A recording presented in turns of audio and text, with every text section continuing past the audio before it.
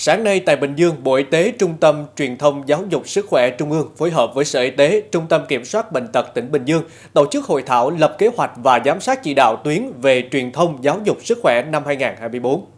Hội thảo nhằm hướng dẫn và tập huấn lập kế hoạch và giám sát chỉ đạo tuyến về truyền thông giáo dục sức khỏe năm 2024. Đây là hoạt động có ý nghĩa hết sức thiết thực, đồng thời khẳng định công tác truyền thông giáo dục sức khỏe đóng vai trò vô cùng quan trọng trong việc nâng cao nhận thức của cộng đồng về các vấn đề sức khỏe, từ đó góp phần thay đổi hành vi và lối sống lành mạnh, hướng tới một xã hội khỏe mạnh, giảm gánh nặng cho ngành y tế trong công tác bảo vệ, chăm sóc và nâng cao sức khỏe cho nhân dân.